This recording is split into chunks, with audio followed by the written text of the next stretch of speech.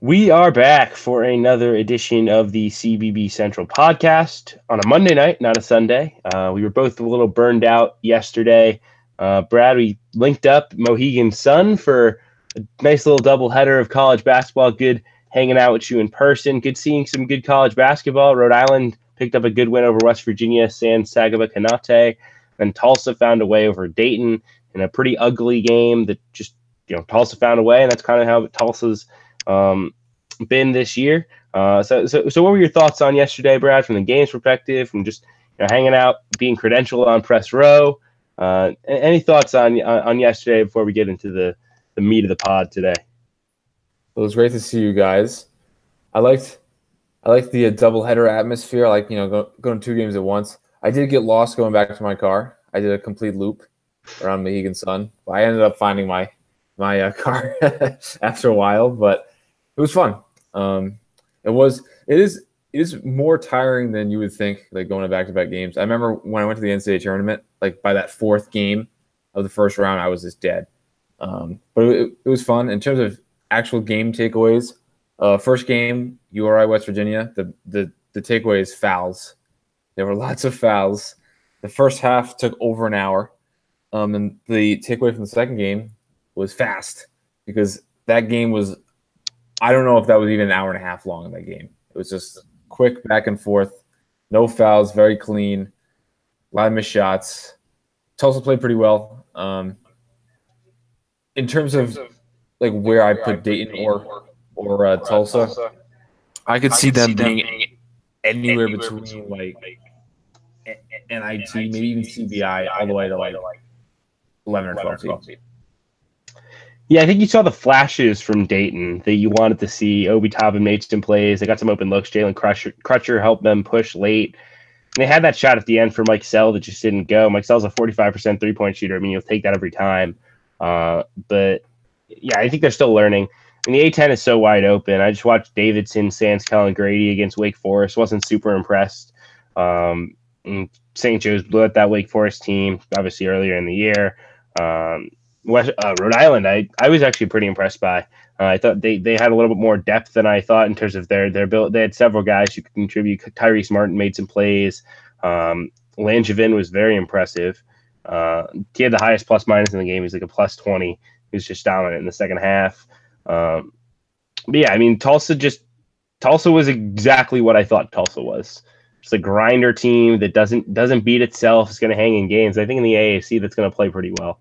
I did not get lost going to my car. I nearly got into several car accidents on the way home because the roads were icy too. It was icy headed back to Albany, so that was a tough trek.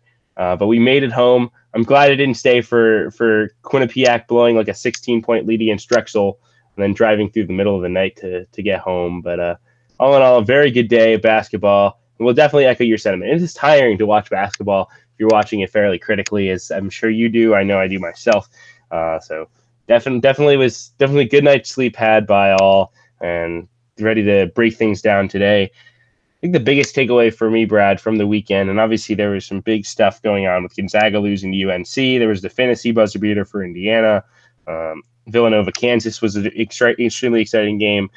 But I think you have to look at just the overall accumulation of struggles from the Pac-12 continuing. To me, that was just a huge story, because I was a believer in Arizona State. I thought UCLA would be fine. Thought Arizona was maybe turning a corner. Arizona loses at home to Baylor, maybe the 9th best team in their conference. UCLA loses at home to Belmont. Belmont, a very good team, but once again, can't lose that game at home. Arizona State struggles with Georgia and now just lost to Vanderbilt a few minutes ago. We're recording at about 9 Eastern time on a Monday, so just after that Arizona State result. USC lost to Oklahoma, wasn't even that competitive. This league is really bad, and you start to really wonder. I mean, Oregon has been up and down. You still think they might have a chance to push for the tournament, but it's definitely not a lock. Have the bad loss to Texas Southern. I think Washington's probably the team you feel best about at this point, but is there a team you really feel good about? So I think normally with the power conferences, you want the bottom to be like very much the bottom, and the top and middle just like dominate the bottom, and you want like a clear top where the middle can actually like steal wins from and then kind of bolster their resume. But with the Pac-12, I think it's more like the A10 right now, where you just want 2 or 3 teams to just dominate and by extension just build a resume that way. Yeah, I think that's a pretty fair strategy because at this point, I mean, how many bids do you see this league getting? I mean, does Colorado move the needle for you? I don't think so. I mean, Arizona might get there. I mean, UCLA might get there. It's just not a great situation right now. I think it's a pretty big concern if you're the league, and the league's been down the last couple of years, and I don't know how much it gets better. I mean, UCLA is probably going to have to move on from Steve Alford if they don't make the tournament. They might have to anyway. I mean, they have Cincinnati coming up on the road. They're not winning that game. They're not beating Ohio State in Chicago on Saturday. And like, where are the resume wins coming from? Is a road win at Oregon? It's probably a quadrant one. I mean, they're just not going to get many big wins. I think the point of getting a couple teams up there who can be elite. I think the best chance for that in my mind was Arizona State. I'm still not going to jump off too much. I mean, they played 2 road games in a row right after finals across the country. I mean, Georgia and Vanderbilt, solid, not great teams by any means. I don't know if either is a tournament team, but they're not horrible. They'll have a big test with Kansas coming to town this coming weekend on Saturday. We'll have that as part of our picks at the end of the show, so don't go anywhere for that. But yeah, I mean, I think Arizona State probably still has the best roster in the league. But the league is ripe for Washington to take, and of course Washington gets handled by Virginia Tech. Now that's justifiable. I mean, Virginia Tech, a very good basketball team, playing much more close to home in Atlantic City than Washington was playing across country. But at the same time, it didn't look very impressive, and they haven't really looked impressive this season. They struggle with Seattle, struggle with UC Santa Barbara.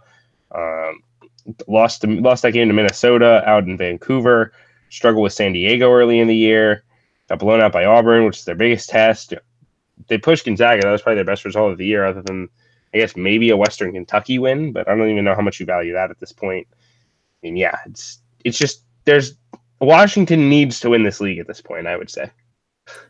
Definitely. I mean, in terms of Washington, so quality losses are okay up to a certain point, and it's kind of unclear of where that point is, both in terms of perception and in terms of like resume. But once you hit like a certain quantity of quality losses, it's just too many, and the pendulum swings in the other direction, and you're kind of out, like outside looking in.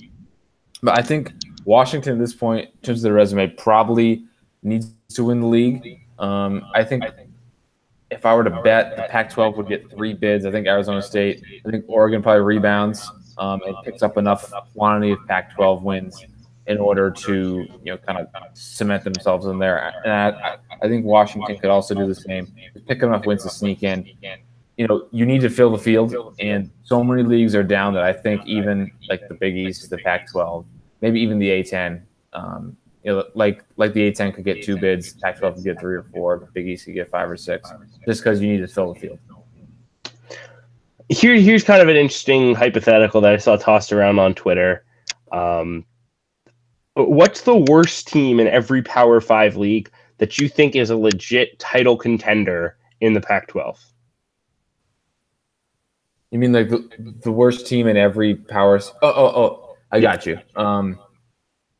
I can start while you kind of go through it. I mean, because I don't have these prepared, but I mean, I feel like off the top of my head, I think Syracuse could probably win that league. So mid-pack ACC team. Like we're comparing this team from the other league to Arizona State, or to Arizona State, Oregon, and Washington. Arizona State, Oregon, and Washington, like the top tier. Could they be a top tier team? Could they very reasonably have a case to win the league? Yep. I mean, you could even go Louisville in the ACC. I don't know if you have Syracuse over Louisville or not, but yeah, I mean, I could see it. I could definitely see it. Wouldn't go as far as Clemson though. I don't think. No. So that's 7 or 8 teams. Yeah. So the Big 12, I don't think Baylor would win the league. Oklahoma might though. I don't think so. I'm still off on Oklahoma. They've done just enough to kind of stick around, but they're just kind of beating up on like NIT or like little worse teams because like they don't have a win over a like projected tournament team, right? I mean, depends on what you value Notre Dame at, but yeah, and No. Florida. Notre Dame and Florida are their two best wins. Florida's probably the closest one. Yeah. Yeah. So Florida could be, but I mean they've taken their fair share of losses as well so far. Yeah. I think Oklahoma could push for that league. I don't know if they'd win it, but I mean, Iowa State, I think you picked to win that league. Healthy, yep. Kansas State, no? Definitely not without Dean Wade, but probably not given what they've done so far. Yeah. Texas? Yes. Okay. Big Ten, I'm trying to think of who realistically. I'm thinking like Nebraska. Oh, yeah, definitely. I think you could even go, I mean, in the Big Ten, like Maryland and Northwestern and Iowa are all as good as Washington. I mean, yeah. I mean, they're all top 50 Ken Pom teams. I mean, that's right. That's right where the rest of the Pac-12 is. I mean, that's pretty wild. Just SEC. Try to think of like the perfect example here. I think I'd take Washington over Arkansas, but Florida, I'd probably Florida's close. I wouldn't say Florida based on what they've done. I think just resume wise, I think it's hard to say that. But I think the top four for sure, that Auburn, Mississippi State, Tennessee, Kentucky. I think LSU might. I don't know. I think so too. For LSU. So yeah. So those are the power Big East. We forgot the Big East. Who in the Big East would you have doing it? I think Villanova is probably as good as Washington. I think Creighton, Butler, St. John's, Marquette. That's 5. Seton Hall can certainly play with them, though I'll probably blow the game late with fouls and turnovers. Providence, I don't think so. And then Xavier, Georgetown, DePaul, no. Yeah, I mean that's the thing. Is like usually when a league is bad, the Pac-12 has been bad before. It was not good last year. There's at least a couple of teams that you say that is a clear-cut high-level college basketball team. I don't even know if I don't think there's a clear-cut top 25 team in there. I don't even know if there's one you should argue should be in the top 25 right now. I mean, that's how bad the league is right now. It's pretty scary. I might still have Arizona State in the back of my top 25. But I think that the more strange part of this whole thing is like the rosters are certainly good enough to have like 5 or 6 tournament bids. And so like in the preseason, it looked like, Oregon, Washington, Arizona State, USC, Arizona, maybe, and then like some people had Colorado in there too. I think I'm forgetting one team, but the point still stands that the rosters were fine. It just shows how important non-conference play is because there's no other way to kind of benchmark what a conference win means as opposed to how the teams do in a non-conference. Because or else, I mean, like how else would you even determine the worth of that win? And that's why I always tell people that these November and December games mean so much. And when I've told people that Providence, the season is over, and I get so much pushback, it's like you need these games. Right? You can't just do nothing year after year and then get lucked out. But. Right, and in Providence's case, in the last several years, they've had a chance, beat Villanova, beat Xavier, beat these. Last year they had 6 games against number 1 seeds. This year they're going to have like no games against top 4 seeds in conference. Right. I mean, there's like in the Pac-12 because of what's happened in the non-conference. Like, there's no win that will hold like huge water. I mean, you can get a quadrant 1, but is anyone going to be able to go in and say my resume is anchored by a road win over Oregon or a road win at Arizona State? Like, come on now. Well, I don't have anywhere talking about a pretty bad league. Do you? Nope. All right. Do Gonzaga then? Sure. So there is some panic involving Gonzaga. I saw Sam Vecini tweet out today a kind of a listing of where every AP voter dropped Gonzaga, and they've fallen pretty much to that 8 to 10 range, which I think is a little too low. I still have them 5th or 6th because road loss to UNC, there shouldn't be any panic, but it seems like the narrative has kind of turned for Gonzaga. But Kevin, where do you think Gonzaga is right now on the national stage, and would you be panicking? Yeah, I mean, I still think they're a top 8 team in college basketball. I think 8 is probably right, just given you have 2 losses, but you have 2 losses to 2 elite teams. One of them is a road game against a top 15 team that, while you're coming off finals on a one-off across the country. And one is a neutral court game over a top 5 team that was right down to the wire, and a senior put up 30 and beat you. I don't think there should be reason for concern based on those losses. Now, Gonzaga's not perfect, and they gotta get Tilly back for them to be a true contender and for a national title. I think it'd be really tough for them to win 6 games without Tilly, I think. And I think Gino Crandall matters just because he's another body they can use as a guard. They're a little thin up there. I mean, they're fine. Clark, Norvell, Hachimura, it's a very good core. Josh Perkins has been very good. Their defense, I think, has to be a little bit better. But I've seen some pretty crazy takes out there in the last couple of weeks. And that North Carolina game, they didn't defend. I think that's a big thing. But also, North Carolina played pretty much as well as they could have played. And they're just really, really talented. When has Seventh Woods played as well as Seventh Woods played? No, he was excellent. Kobe White has been excellent all season, and they have so many veterans, guys who have averaged double figures in the past. A guy like Luke May was just super productive. Cam Johnson, Kenny Williams. This is a legitimately top tier talent team. I think after this performance, UNC, you could argue that they've moved into that top 8 tier now, could be top 9. I think that they certainly have the talent for it. They haven't necessarily played as well as their talent would indicate thus far, but they're certainly top 10, top 12 at the very, very worst. And Gonzaga playing them on the road, come on, that's you can't argue quantity of losses when they've Tennessee on a neutral and UNC on the road. How many teams wouldn't lose both those games? It's such a weak, flimsy, lazy argument that I'm very sick of seeing by people, and why teams like Furman are continually ranked despite a couple questionable wins. Yeah, if you had an area where you wanted to see improvement, I think you would agree it's the defense. They gave up 103 to North Carolina. They gave up 92 to Creighton on the road. Duke put up 87. I don't hate that. They gave up 79 to Washington, 78 to Illinois. And those aren't great numbers by any means. They're going to have to improve there. I'm pulling up their KenPom stats right now in terms of how they rank as a D. They're 64th in adjusted D on KenPom. That's not a great number. I think you'd like to see it be a little bit better. If I recall correctly, Chris Murray, who's the Nevada beat writer, was writing preseason how if you're not a top 50 KenPom defense, you have pretty much no chance to make the Final Four.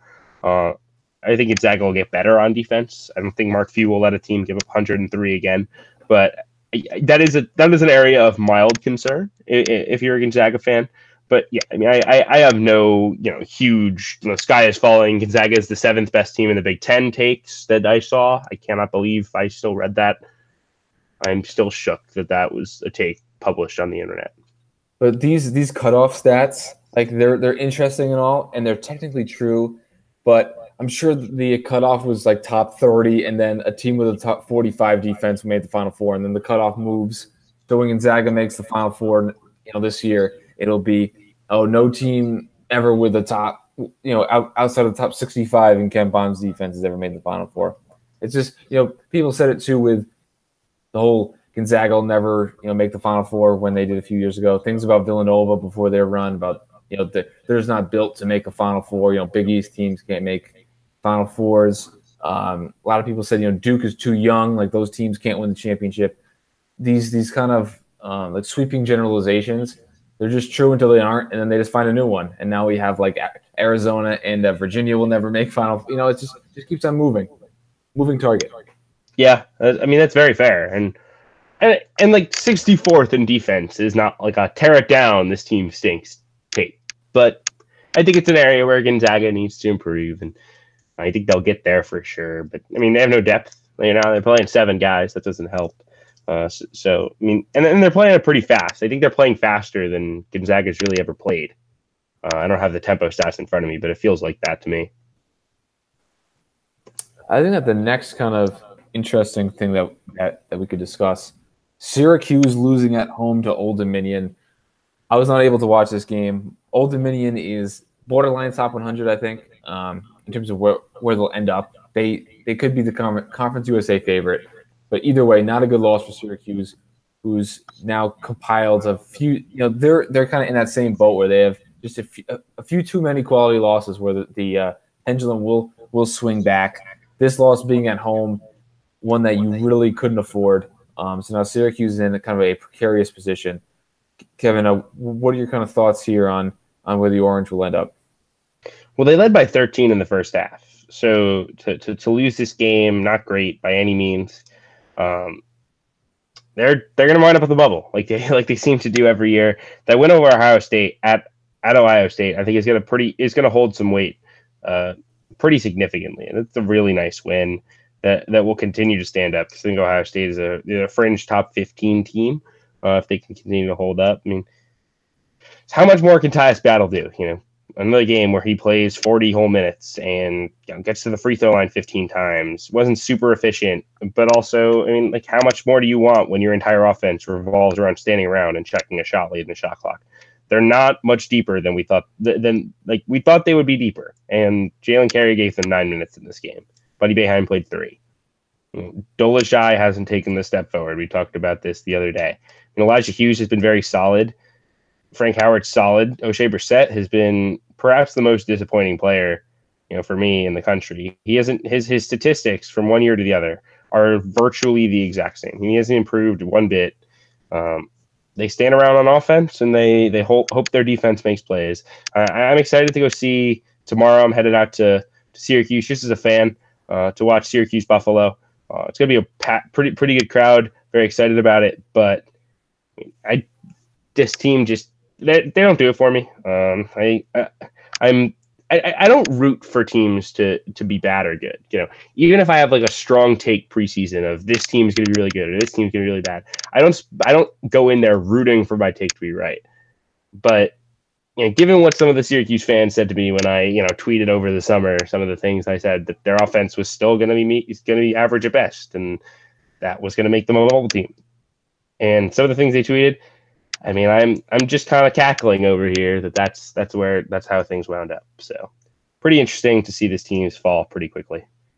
Well, I absolutely root for my takes to be right. Like the teams I'm down on, I'm actively pulling for them to lose. Because me being right is more important than anything in the entire world. But in terms of Syracuse's resume, Ohio State is not going to fall out of the top 75, right? So that's obviously a lock to be a quadrant 1.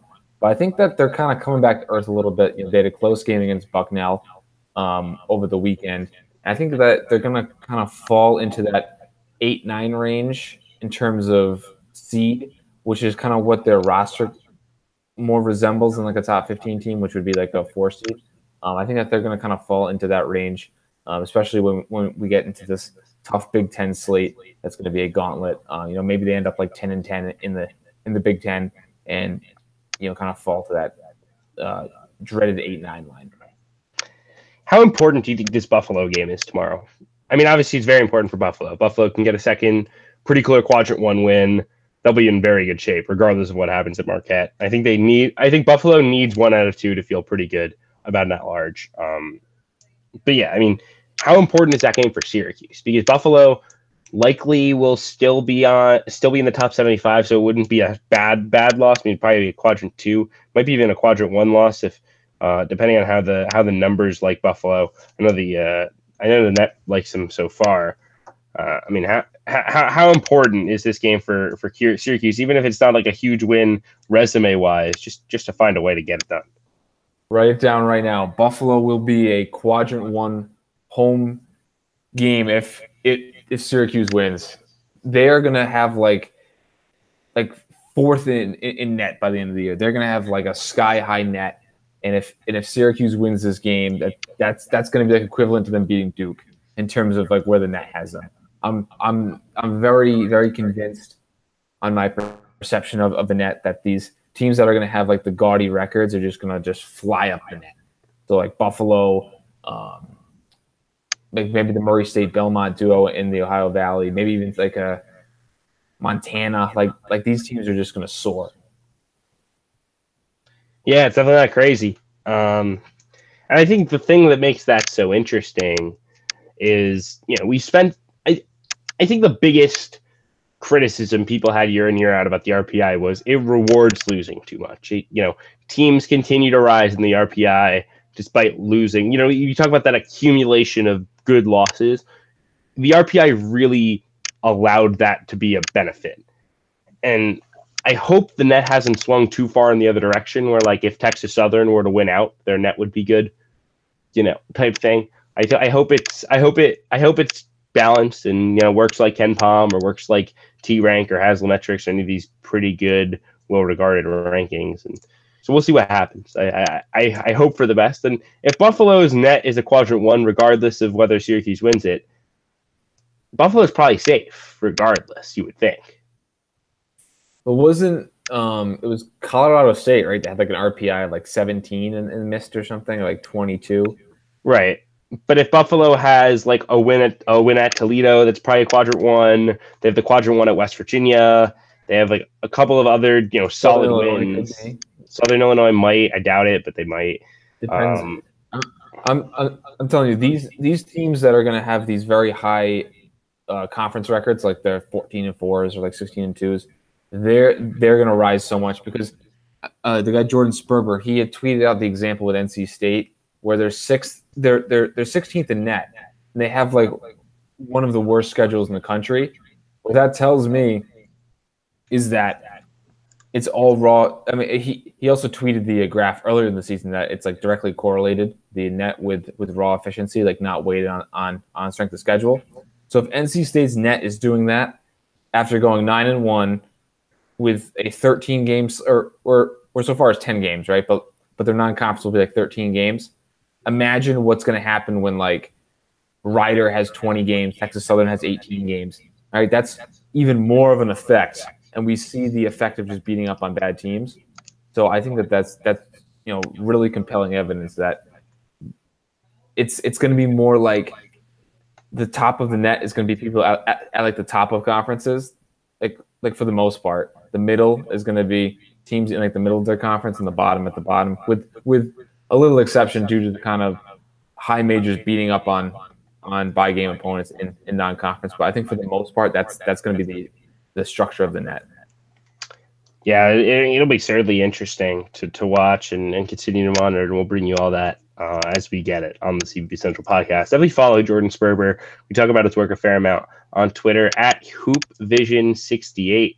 He has a really good podcast as well. He interviewed Jesse Bopp recently from FIU talking about their hot start. He's interviewed a lot of really interesting people. So definitely give his pod a listen in addition to ours, of course. A few more talking points from the week that was Robert Phinisee, that absurd buzzer beater for Indiana, and a game that Butler controlled most of the way. That's a really frustrating loss for a Butler team that could have used a good win. Juwan Morgan was so good, just kind of let him hang around, and then Phinisee, of course, shot late. Your thoughts on that? So I think I'm going to throw this question back to you first with how good do you think Butler is? Like in terms of where they would be nationally and in the Big East, so just like a rough estimate. So going into that game, I was pretty down. I mean, I thought this wasn't an NCAA tournament team, and then I watched them, and I was actually like pretty impressed. I don't know how much that was Indiana and how much of that was Butler themselves. I think it's probably like sixth or probably sixth, seventh in the Big East and 50-ish nationally.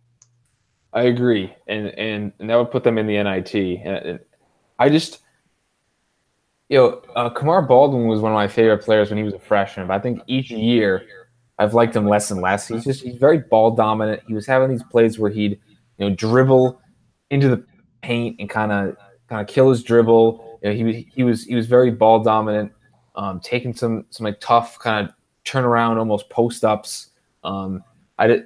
He doesn't really have the weapons around him per se. Like Jorgensen can score, but he's not like a great second option on a good Big East team. Like McDermott can hit shots, but still they're so reliant on Baldwin to create that I think that's really going to come back to bite them with teams' game plans. And then we've already seen up to this point that Baldwin's efficiency has significantly dropped. I just think he's pretty overrated right now. I think the role he was playing as a freshman, I think was perfect, where he could just be this kind of like third option, great defender, capable ball handler. But now having to be the scorer and kind of the primary distributor, I think it's too much for him. Yeah, I mean, I agree. But I mean, I'm just kind of interested in your general thoughts on how Butler looked in this game. I don't know how much you watched. Jordan Tucker came back in this game. He was quiet. I think the hope will be that he can kind of assert himself as one of the as a complementary scorer, because you have Baldwin, who's solid. You have McDermott, who could score the ball a little bit. You have Jorgensen, who's solid as well. But I don't think he's a 16-point a game guy. I think that's pretty fair. If Jordan Tucker can be that fourth option, and Aaron Thompson's a role player, and Nate Fowler and Joey Brunk give you solid stuff up front, I think I start to like this team a little bit more. But I think I guess my litmus test all year when I watch teams, because I see Northwestern as this like true bubble team, like gonna be pretty close to the cut line no matter what. I don't know how much you agree with that take, Brad, but I think it's pretty fair. Just, they're a top 50 KenPom team, top 50 T rank, top 50 Haslametrics, top 50 defense. Like they're in that mix, like 8 to 12 in the Big Ten. I've been watching a lot of teams kind of through the lens of, are they better than Northwestern? And I don't know I can say that with Butler, and I think that's a concern. Yeah, I don't think I can say that either. To this game, I watched the last 24 minutes. I watched from under 4 first half to the conclusion of the game. I thought Brunk was pretty good in this game. I'm not a Nate Fowler guy at all. I think he stinks. But then in terms of Tucker, he hit that first three, was pretty quiet after that. I don't think he played much in this game, but it's always tough for these mid-year transfers to integrate into a already kind of set rotation. And then Butler's going to go as far as their role players hit shots, really. McDermott and Jorgensen will do it more often, and then you need guys like Badley, and then hopefully Tucker can fill in a kind of roll off the bench to hit shots and make this a more dynamic offense. It is interesting that Butler's a pretty good offensive team despite not having a lot of creators. It's so reliant on Baldwin and then Jorgensen. But I thought that they played pretty well. It's just there's just something about this team where I'm just a big skeptic. Yeah, and I mean, what were your thoughts on Indiana in this ball game? I mean, Romeo Langford, his statistical day will go down as a solid one. 13 points, 6 of 11 from the field, 7 rebounds, 4 assists. But he turned it over 5 times. I didn't think he was super good in this game. I think I would have liked to see a little bit more from him. I mean, you're talking about without Morgan, doing things that I haven't seen from a big guy in quite some time, and Rob Phinisee hitting one of the more absurd buzzer beaters of the year. Indiana's might lose on a neutral court to an NIT team, probably does. If we're going to call Butler an NIT team, I mean, what more do you want to see from them? They're not going to get time from their bench. I think that's pretty frustrating. They got 5 from Devontae Green and 2 from Evan Fitzner. That was it from their bench. Durham was quiet. They turned it over 15 times, which isn't great. Langford, the lead offender there, if you will. So yeah, it's going to be interesting to watch. I've been impressed with Justin Smith. I mean, he hit a dagger of a 3-pointer in that game, top of the key. I think that was under 2 minutes, maybe even under 1 minute left in the game. That was when I really thought that Butler was in trouble, because he's not a shooter. He plays a lot of 4-5 as a Kendall Pollard-esque, kind of a bigger, bigger athletic kind of power forward there. But I think, well, first of all, I was kind of surprised that De'Ron Davis hasn't really picked up from prior to the injury.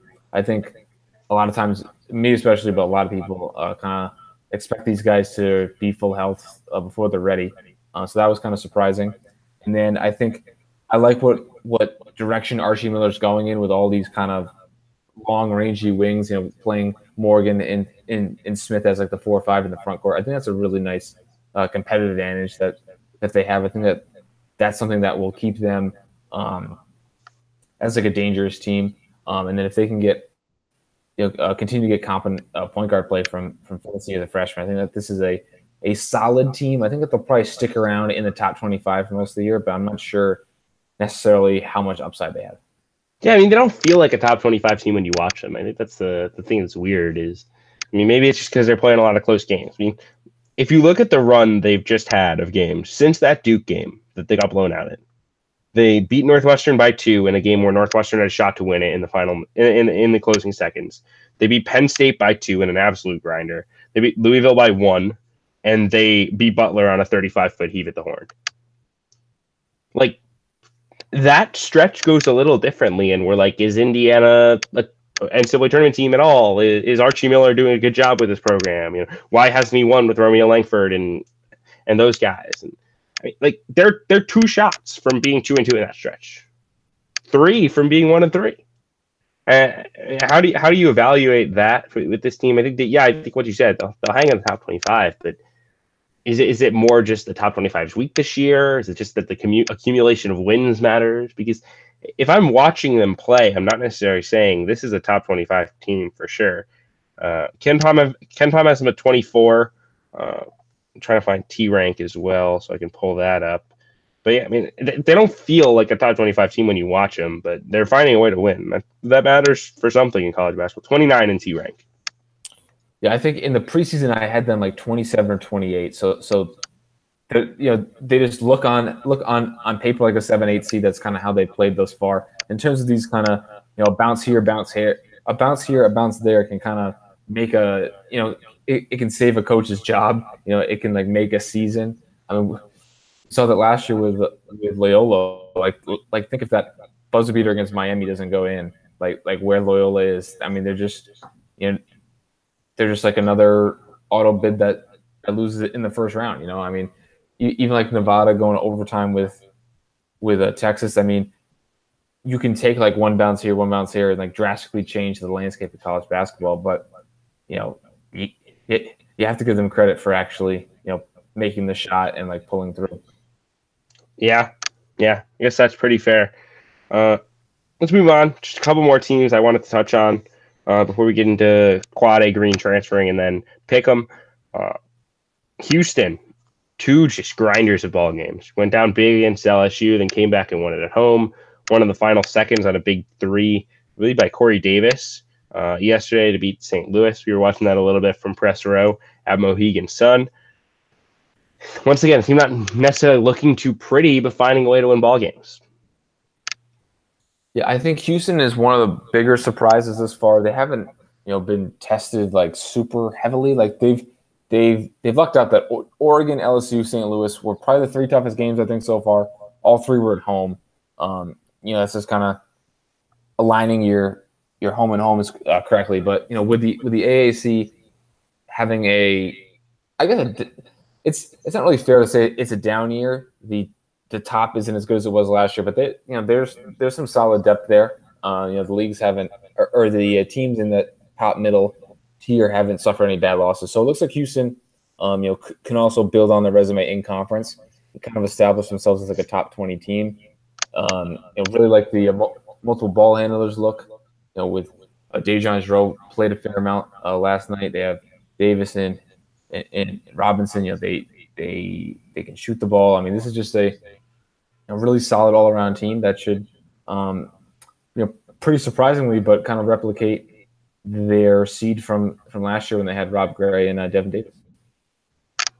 Yeah, I completely agree. And they're just really good on defense, and they've got enough shot makers to make it work. And Kelvin Sampson's a really good coach. And I think one thing else to kind of note is that they've got a real good home court advantage right now. They're packing that place. It's a beautiful new arena. You got excitement like that building around your program and you're winning games. That's great to see for any program. And so good to see them find a way. Meanwhile, I continue to be pretty impressed generally by St. Louis's ability to just hang in every game they play and beat some good teams. But man, they just don't do anything for you down the stretch. I mean, their final play down the stretch of that game against Houston was pretty brutal. I mean, Travis Ford, obviously, not the best game coach. Not that we really thought he was, but I mean, this team could be a little bit worse off than they are, but they could be a little better off. Absolutely. And I mean, I've kind of tangentially speaking, I've been super disappointed with a UCF. I mean, it was really only one bad loss, right? That Florida Atlantic loss, but the margin for error is just so slim. And when your three best players are seniors, you kind of want to kind of take advantage and kind of maximize that. And UCF will be sweating out another American Conference season. I'm not even sure if they're a bubble team yet, but with this talent, like if they don't make it, that's kind of a knock on the American, which is kind of trying to hold itself up while Memphis and UConn start their rebuilds. Hey, Johnny Dawkins wouldn't be a coach if he weren't an NIT champion. So that's all he does is just win NITs. So we'll see. His 16 too. Yeah, 1 year with what, 3 NBA guys? Yeah, so they had Josh Eustace, they had Dwight Powell, and they had Anthony Brown, right? Yeah, and they had Chasen Randall. That's 4. He got a cup of coffee. So that's 4 guys who have played in an NBA game. Yeah, I mean, you should be able to win some games. Anyway, I think the ACC, and not the ACC, the AAC is fine. They're pretty much exactly what I expected to be. A bunch of solid teams who, if things broke right, could probably win an NCAA tournament game, but most probably won't even make the NCAA tournament. Memphis is a solid team. UConn solid. Temple's fine. Tulsa, very solid. Houston, I mean, UCF, as we've mentioned, like the list goes down. I don't think there's gonna be a lot of easy nights in that league. There's just not gonna be a lot of headliner wins. The question is, will they stay quadrant 1, and will teams be able to build kind of sneaky good resumes in that conference? I think moving on to our next topic, we have Villanova, which loses at Penn at the Palestra, and then nearly knocks off Kansas on the road. I mean, if their auxiliary pieces just hit like 1 or 2 more outside shots, guys like Bay, Samuels, Gillespie, they had multiple great looks from beyond the arc down the stretch. Couldn't hit them, and Villanova loses by pretty much a 2-possession game. I mean, it ended up being 3, but for the most part, a 2-possession game to the current number 1 team in the country. Yeah, I mean, I watched a fair amount. I watched a little bit of the Penn game and a ton of the game against Kansas. I watched almost the entire thing. I thought Phil Booth was just absurd in this game. Colin Gillespie made some plays. I think he could be a little bit more assertive at times. Took 14 shots, but there were still some times where I thought he could have just been a little bit more aggressive. We talked a little bit about this yesterday, Brad. I mean, they're just not getting what they thought they'd get out of their freshmen. Cole Swider is barely playable. Obviously, Javon Quinterly, we don't even have to get into him.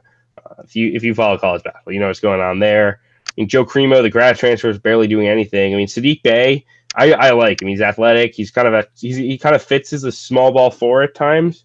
But that's a problem as well. I mean, Sadiq Bey is not a real great shooter. He's at 34% on the year, but I don't even know if he's that. So they can. I mean, teams are shrinking the floor against Villanova now. Because they don't respect Bey, Crosby, Roundtree, Samuels, even Cremo to hurt them when they're in the game. They're just keying in super hard on Booth, Gillespie, and Pascal, and then letting the rest of the guys beat you. I mean, last year what made Villanova so special was they were going to space you out, and they had 5 dudes on the floor all the time who could give you work. Like Colin Gillespie barely played. That's how good they were. I mean, this year it's like they've got the 3 guys in Pascal, who I thought was very solid, Gillespie and Phil Booth, and the rest of the guys like, okay, if Sadiq Bey wants to hurt me, fine. Demir Crosby Roundtree wants to do anything, that's fine. Like, beat me. I think that's a big problem. And for a system that really prides itself on sharing the ball, pace and space, etc., that's huge, because you need everybody who's is a legit threat, and they're not there yet, and that's okay.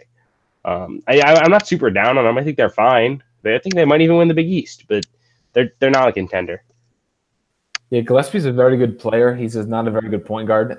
He needs to move off the ball, but they don't have anyone to put in a point guard, because don't say Quinterly, because he's clearly not good enough. And then Cremo has been one of the more disappointing players in the country for me. I thought he'd step in and be that kind of third wheel offensively with Pascal and Booth.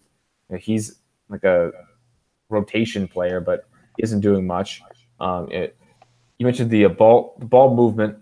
It's certainly been worse this year. Gillespie does a lot of dribbling, but even when they were finding open shooters against Kansas, the guys weren't knocking down shots. That's another enormous difference for me. Villanova this year versus last year is they're not as dangerous like in terms of like the whole team. It's not as scary where you mentioned you can key in on like 2 or 3 guys, and then guys like Samuels and Bay, if they hit shots, Villanova wins. If not, which has been the case more often than not, they're going to struggle. Yeah, I mean, and where do you see this team?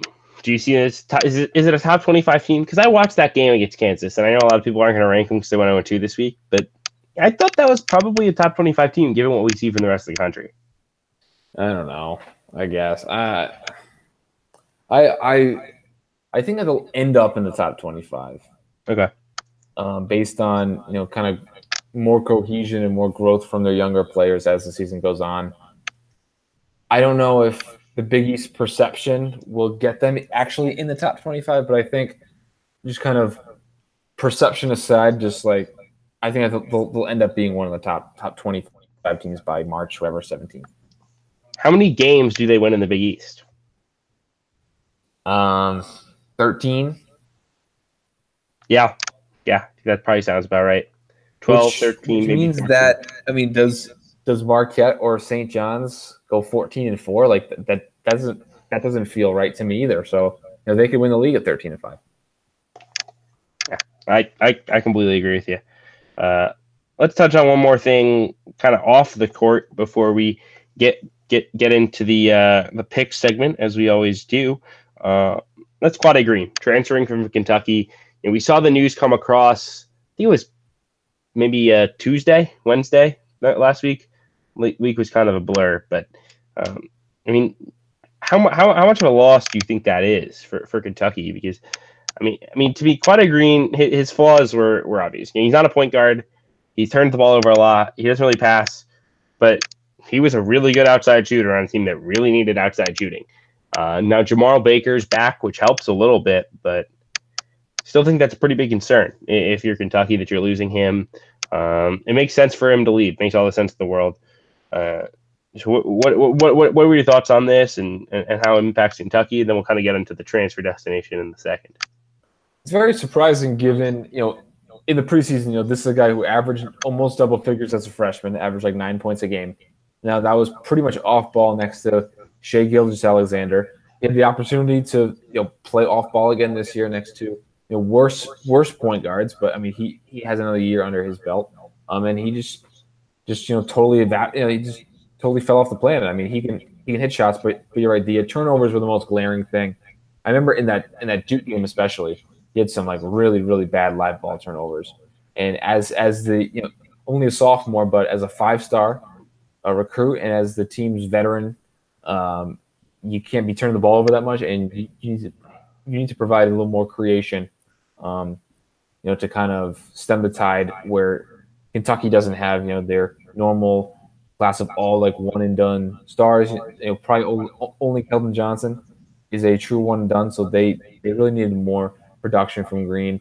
And it totally makes sense for him to transfer if he's going to be stuck behind guys who aren't going to be one and dones themselves either. So, get out and go to the 340 schools that, you could probably start at. Yeah, I think the best case scenario for Quade Green is what he had last year. And that's, paired with a big point guard who doesn't need the ball in his hands constantly to be great in Gilgeous-Alexander. I mean, that's the perfect situation because he can guard point guards. He can score off the ball. He'll have the ball plenty. He can, operate the pick and roll a little bit. So he's not just like an off-ball shooter, but he's also not just a point guard because neither of those are really his role. As for where he lines up, I mean he's not an official to Washington right now, and based on I always kind of note when people who know things about college basketball tweet stuff, even if it sounds like speculation, it's usually not entirely speculation. So when Jeff Goodman tweets, "Watch out for Washington in the Quade Green sweepstakes," or something to that extent, and everybody responds, including myself, "Well, Jerry McNamara was the guy who recruited, Quade to Syracuse. Why would Washington be involved? Why would he go there?" Chances are there's a reason why Jeff Goodman's putting that out. Chances are he knows that Jerry McNamara was the guy who recruited him. So, like from that perspective, Washington looks like a very, intriguing fit. LaSalle is a school that was rumored last summer. I guess my gut feel would say if he wanted to go to LaSalle, he would have went last summer. But I guess we'll see what happens with that. Temple could fit. Villanova could even fit. Syracuse could fit. Anywhere. Look, once again, he is a combo guard who can score the ball and be a near double-digit scorer as a freshman at Kentucky. He's really good. Like, people are flat out underrating him because he's not a superstar and because he's, not fitting in at Kentucky. He does have to curb the turnovers, but in terms of Washington, their point guard, for next year looks to be Elijah Hardy, who will be a sophomore. I don't even think he's in Washington's rotation. I will do a quick check here. And Elijah Hardy, in the official box score, ESPN stats, has played one game for 3 minutes. I'm not sure if that's accurate, if he's injured or whatnot, but that just goes to show the uncertainty that Washington has at that position. And it's not like that they'll be rebuilding because they'll have Jalen Noel and they'll have a few other veterans like Hamir Wright, Naz Carter, Sam Timmons at that center position. So this isn't a team looking for taking a year off to rebuild. So Quade Green makes a ton of sense here, especially if he'll get a waiver, which, judging how this year went, it's probably 75% chance that he will get a waiver. And then Washington's back to another solid roster. We'll see how the Pac-12 is next year if a solid roster is good enough to get you in, but that certainly looks like an appealing landing spot. Yeah, and given there his first official visit, I always think with transfers, like, guys move quick because there's a ticking time of like he has to get enrolled by next semester. So you have at most a month. I don't envision him taking 5 official visits and bouncing around. I would be pretty. I think Washington is probably the clear favorite at this point until we hear otherwise. And that would be a great fit. I think it'd be a really nice get. And Kentucky's got some things to work out. I think they'll be fine. I just don't think they're going to push Tennessee or Auburn for the SEC title. With that, let's head to picks. Let's first touch on, I guess we could add it to the season-long wagers. We did that with all the other in-season tournaments. We might as well do it with this as well. Diamond Hand Classic. Always a Christmas week tradition.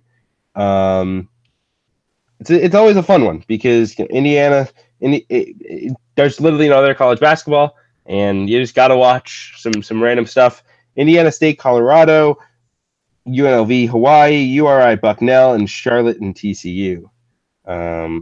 Thoughts here, Brad? So first, more of like a general thought about the tournament itself. I don't understand why this isn't a more popular tournament. I understand that teams want to like rest up before conference play, or like they want to go home for Christmas. But in terms of just like a kind of like a business perspective, it's standalone, right? Like you mentioned, like you kind of have to watch the games are on ESPN2. I think the later games could be on ESPNU, but either way, you have a national audience. The diehard college basketball fans will absolutely watch these games because there's nothing else. And then, especially if you're younger, that Thanksgiving tournament might come up too quick, where that could be like very important games for your resume and for your season. But like you're a young team and you're not, fully haven't fully figured out your like rotation or something, and then you could take a loss that really comes back to bite you, or like you don't get that opportunity at a quality win. Whereas playing in Diamond Head, you've had a month and a half. You're more seasoned in theory, and I don't know why this field can't be 8 really strong high major teams that either were young and wanted to wait, like a Kentucky maybe, or just teams that I don't know, just wanted a stronger lead into conference play. Yeah, I agree. I think the biggest thing is Christmas. I don't think a lot of people want to play over that holiday. Tough for the players. It's tough. It's kind of a tough time right before conference play to have a big one. I think a lot of teams like to just go buy games. A lot of teams like to do 2 or 3 buy games, play a Thanksgiving tournament, come back, maybe have a test or two, and then a couple buy games for the conference play. It doesn't really fit that, but it's always an exciting fit event. As for my pick, I think I'm going to go with TCU here. Getting healthy, it should be pretty good. I think I have to go TCU as well. I kind of want to, be contrarian and pick URI, but I've seen them a few times where they have not looked good, despite looking good against a Kanate-less West Virginia team yesterday. I think Colorado's probably the second best team in this field. Don't know really where they stand. They haven't had the strongest schedule. I think they're one test San Diego on the road, which they lost. New Mexico is a shell of the team loss. That's not really a test. So I think that's TCU's biggest opposition, but I think TCU is still the clear favorite, especially with Fisher and Noy healthy now, right? Which they weren't earlier in the season. Yeah, exactly. I completely agree. I think it's a pretty clear choice in a pretty weak field. Honestly, UNLV's down, but a pretty big name program. URI and Bucknell are fine. Yeah. Last year, this is where Middle Tennessee lost it. This is where they're a bid win to die, right? Because they had Miami and USC, and they lost them both. Yeah, they could have won those games. New Mexico State had a great weekend at this tournament, if I recall correctly, last year. One team I would highlight in this tournament real quick is Indiana State. Jordan Barnes is just one of the better guards in college basketball. They're 6-3 on the year. They're young. They're a young team overall. Tyreek Key is averaging 17 a game, 18 a game, and of note, they just got 2 guys eligible. Cooper Neese, who is a Xavier guy, transferred right away, and is now just eligible, as well as Christian Williams from Iowa. He had 13, 11, and 3 assists. He's a 6'6" wing in their first game with him. So, headed out to Hawaii. I think they're a team that could be the mid-major that makes noise at this event. You had a Big East freshman shooter confusion because you were thinking of Jared Ritter from Xavier, who went to Missouri State. Cooper Neese was Butler. Both guys left before even playing a game, I think, last year. Yes. Which was interesting because both guys, where they were ranked as a recruit, they were the lesser of players at their same position in the same class, which is never a good spot to be in. Look at like Elijah Thomas and Tyler Davis. Elijah Thomas was forced to flee. Even a Providence example recently, Nate Watson and Dejor Dickens. Dickens heads to Old Dominion. So that's always a bad omen when you're the same position in the lesser ranked of the two. Yeah, excellent call. Let's run through some picks. We'll each nominate 4 games each. We have actually a pretty good list of games in the next week, given it's right before the holiday. I'm going to start Buffalo and Syracuse tomorrow. I'm going to be at the game, so I'm excited about it. I think Buffalo finds a way. Buffalo really pushed Syracuse last year. Nato out-coached Jim Boeheim in that game. But that was like Matthew Moyer had like his best game of his career. Wes Clark was just getting there for Buffalo. I think his Buffalo team is better. I think the Syracuse team is about the same. Buffalo in a packed house at the Dome finds a way.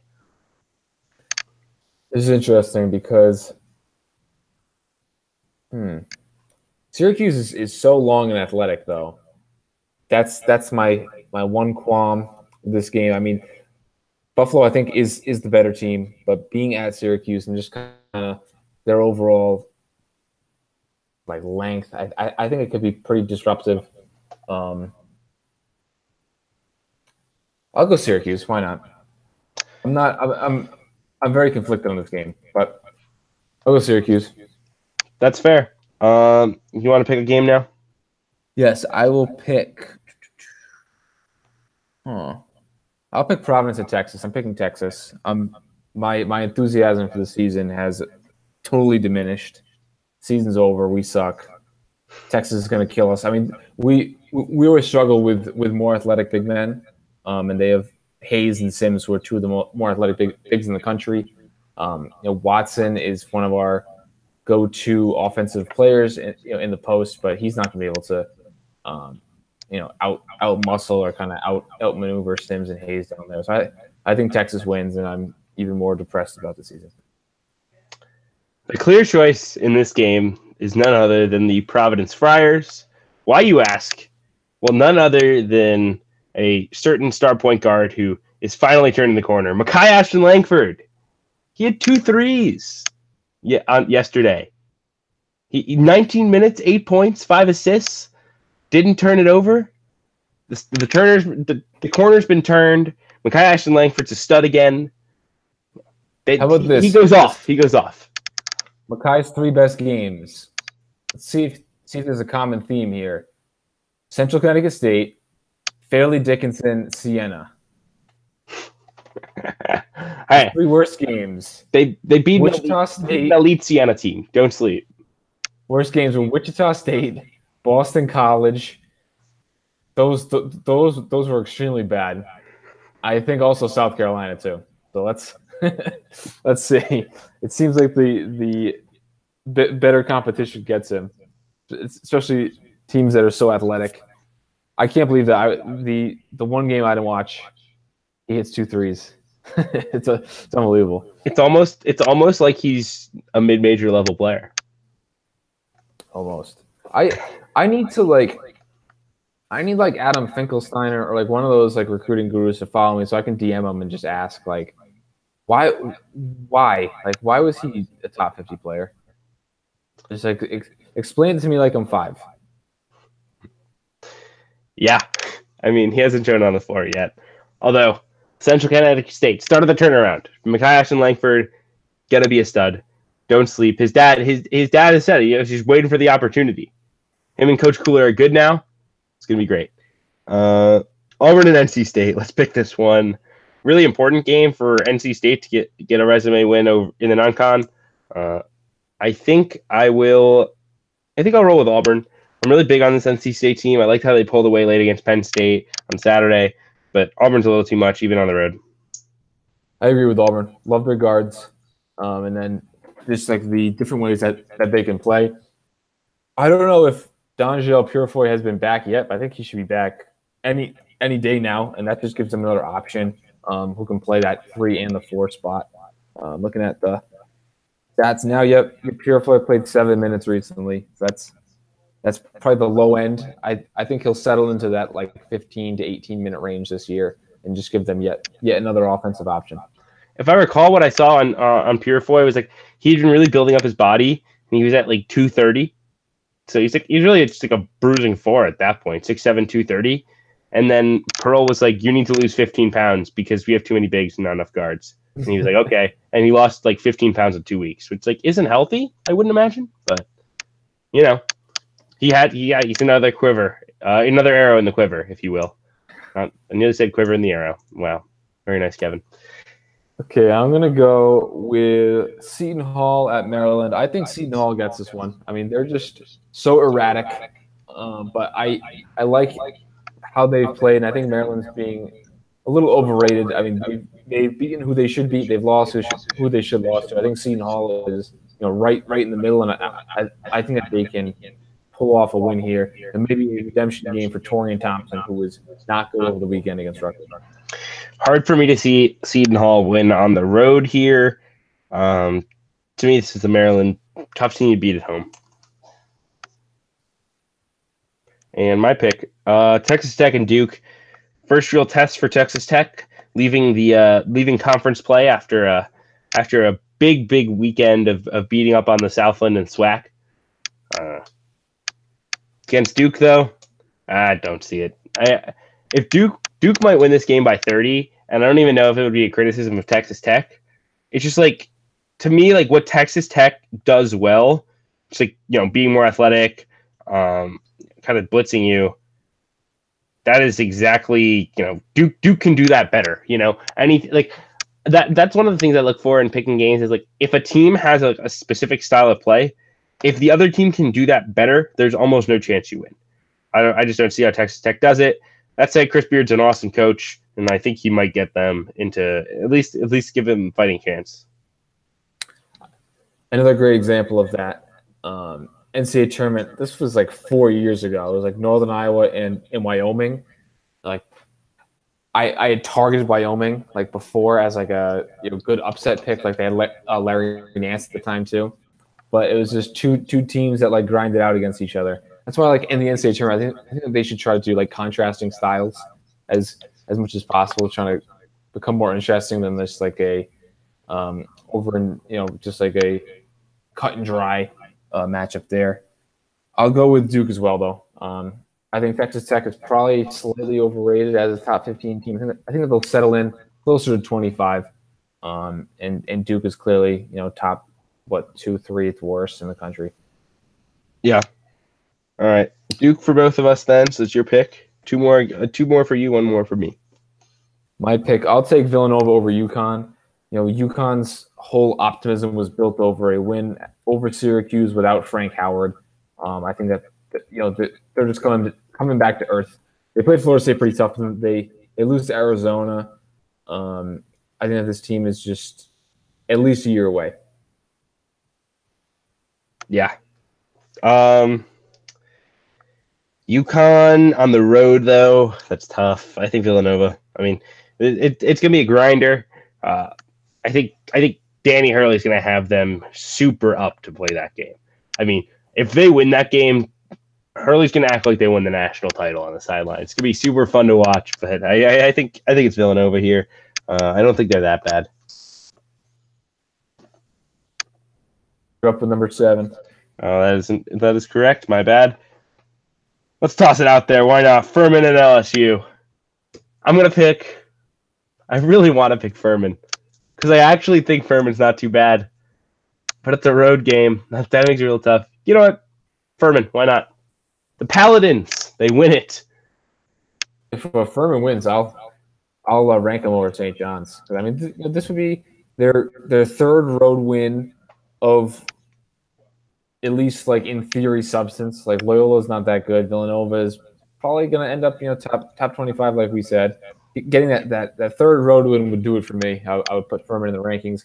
I do think that LSU is probably still better than they're getting credit for. I think they're probably 8 or 9 seed. I've said that about a bunch of teams so far, but I truly believe with LSU, and I think that they'll pull off the win here. Yeah, it's pretty fair. And your pick finally. Last but not least, probably should pick one of the bigger games. I'll take Kansas over Arizona State. Even though Kansas has not been great thus far. A lot of close wins. They've survived, and Arizona's front court could give them trouble without Azubuike. But I think another big game from Dedrick Lawson and some timely shooting from like guys like Vic and Dodson. I think that Kansas can pull away here.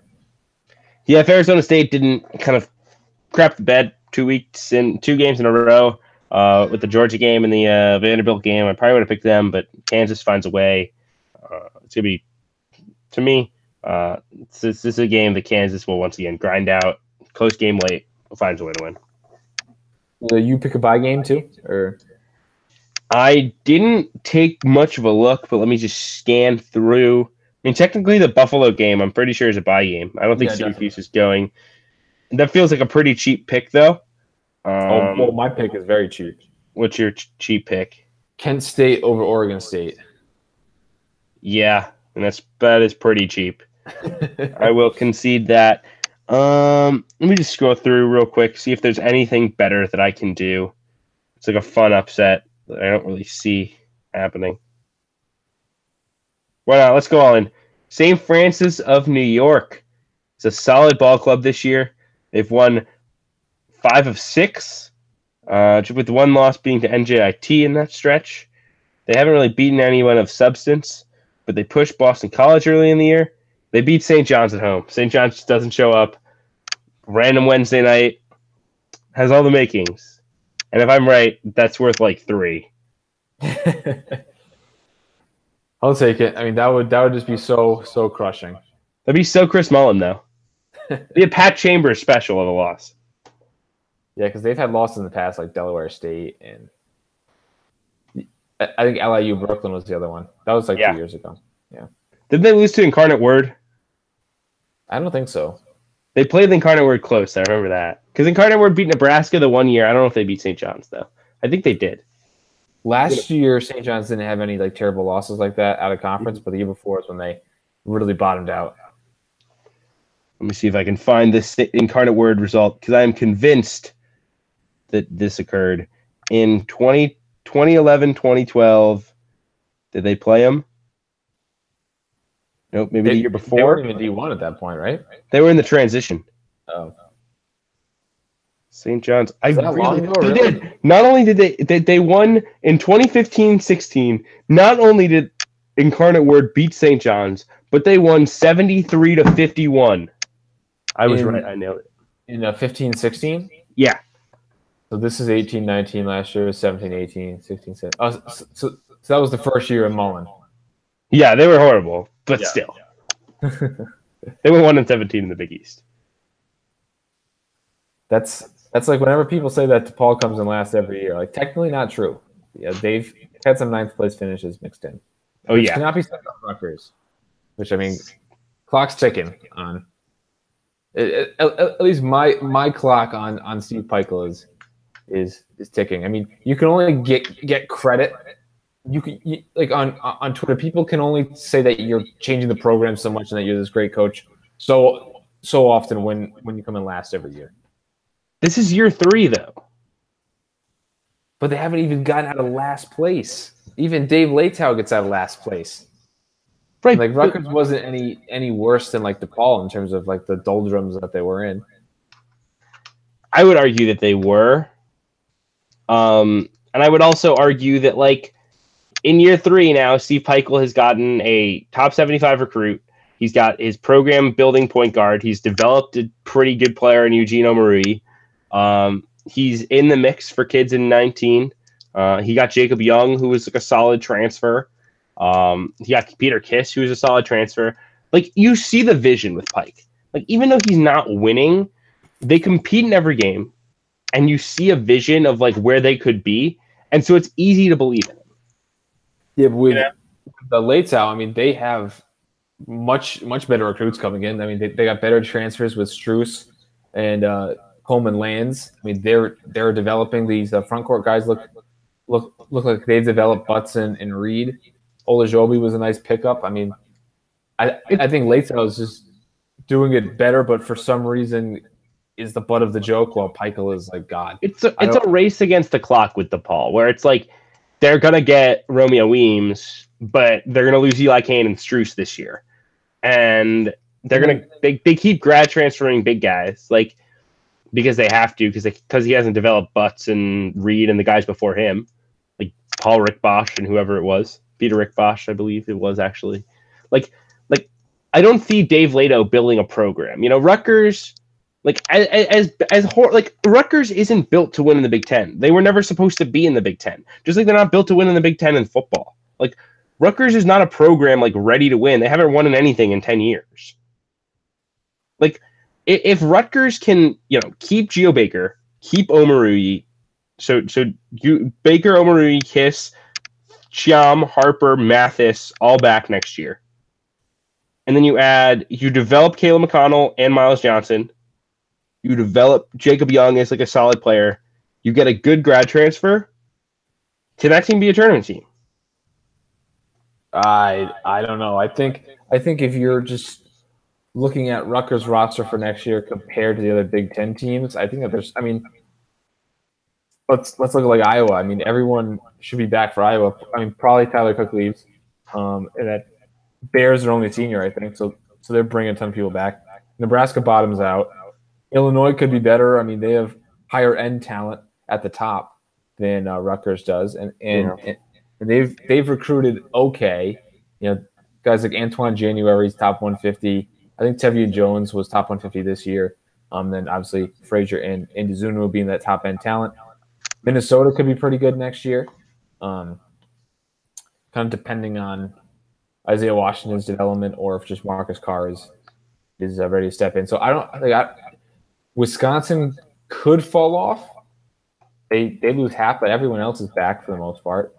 So it's just tough to see kind of where they go up other than Nebraska. Yeah, I mean, I guess like my thing is without that Fordham loss, which sucks, but it's a road game at Fordham. Why are you even playing that game? I don't know. I think it was a 2-for-1, which I don't know why they gave them, but whatever. Like they lose without the Fordham loss. This team has won all its bye games, and it beat Miami. Well, but that's a step from the last 2 years. Is that correct? That's a step. I think so. They beat Miami. Last year, lost to Hartford, cost me a strike. I think I talk about that every week. You do. They beat Miami on the road. They pushed Michigan State. They pushed Wisconsin on the road. Could have won that game, and they pushed Seton Hall. They lost by 6. I mean, they're this close to have had like a super successful season so far for Rutgers. If they had just beaten Fordham, what would be the narrative? Because they'd beat Columbia and Maine, hopefully, to get into Big Ten play. And then if they can steal like 6 Big Ten games at home, like they could beat Maryland at home. They could beat Nebraska at home. I mean, I guess I'm talking myself into some stuff here, but like, I believe in Steve, man. I still do. There was this guy the other day on the Providence Forum talking about how his argument was that Cooley is a great coach because no one has won at Fairfield, which, I mean, he was saying that like no one had made a tournament at Fairfield, which wasn't true factually, but just like even ignoring that, the argument that he's good because no one was good there is stupid because even the bad coaches didn't win there. Like if your litmus test is like, well, Peichel's bad at Rutgers, but everyone's bad at Rutgers, but like even the bad coaches were bad there too. So like you need to, there has to be some like tangible jump. Like I get that Rutgers was in a very bad spot, but it seems like Rutgers has the optimism. DePaul gets the jokes, and I think DePaul's is doing it better. I mean, they were both in the Big East as like perennial bottom feeders. They kind of split. I mean, the Big Ten isn't that much harder to kind of jump. I mean, Wisconsin made a jump, Iowa's jumped, Minnesota's jumped. I mean, it's Indiana's jumped back up. I mean, it's not.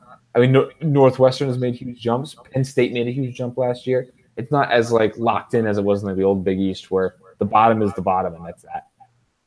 Yeah, I guess my thing would be like, one could argue. I don't know if you'd argue it, but these Peichel teams last year and this year especially are better than any Eddie Jordan team for sure.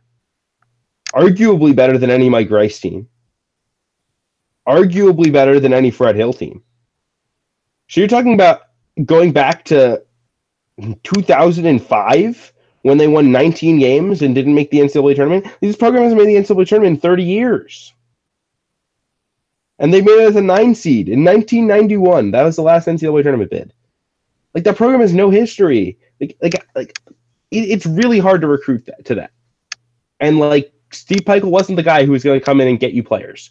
Like, that was never the thing. Like, if you wanted a quick flip, like, Steve wasn't your guy. But I think the hope would be if he can continue to build this culture of grinding and, like, if you can get 2 Montez Mathises every year instead of 1 every 3 years, which is what he did to start his tenure, if you can get 1 even every year, 1 Montez Mathis a year, 1 top 75 kid, and then just the rest are his guys, grinders who are going to develop over 4 years, he can make the tournament there. And I think you can see the vision, which is why I believe in Steve. All right, so we will revisit this next year in the preseason where we'll get a better idea where Rutgers stands. I mean, you're a Northwestern fan. They never made the tournament, and they upped recruiting and elevated the program. But did they Northwestern up what? Like, Northwestern got Vic Law. Like, other than Vic Law, they didn't get a ton of top recruits. Like, Ivanauskis was okay. McIntosh was pretty high. McIntosh was a 3-star. Same with Scotty Lindsey. He wasn't top 150? I don't believe so. I'm pretty sure he was outside the top 150. I can pull it up, but I mean, like it wasn't like Chris Collins came in and immediately just got kids other than Vic Law who he kept home. And Bryant McIntosh just turned out to be a steal. I mean, without Bryant McIntosh, this program's nowhere. I don't know. We do spend a lot of time talking about Rutgers on this podcast. I will say that. Like, it feels like a very frequent amount of time we wind up like just talking about whether like Rutgers can do it. As for our answer to the Bryant McIntosh question, he was 214th in the combined. But I just don't like when people make illogical kind of stances. Like I mean, we were talking yesterday about this. Like a lot of like the mid-major fans' arguments are totally absent of logic and reason. It's all just like emotional based, and when I see arguments that are like so easy to poke holes in, I just can't let it go. Yeah, no, it's fair. And there's something irrational about my belief in Steve Peichel, but I'm going to stick with him for now. Thanks for listening, everybody. If you haven't turned off us during the Rutgers rant, we do appreciate it. As always, check out our stuff on Twitter, online. Of course, subscribe to the show. Keep checking us out as the season goes on. Remains to be seen what our schedule will be for podcasting the next couple of weeks. Obviously, it's the holiday. Hopefully, we'll be able to bring you plenty of content on college basketball. But be sure to keep your lookout on Apple Podcasts, Spotify, wherever you're listening, for when the next episode drops. I'm sure we will drop it as soon as we can. And always talking hoops. So thanks for listening. Have a great night, everybody.